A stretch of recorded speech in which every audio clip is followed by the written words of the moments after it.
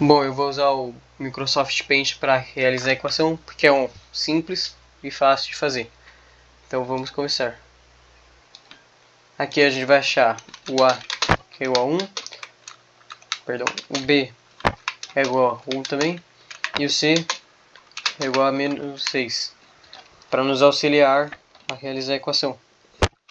Então a gente vai baixar aqui. Delta é igual a B elevado ao quadrado menos 4 vezes A vezes C. Então, B ao quadrado, B é 1.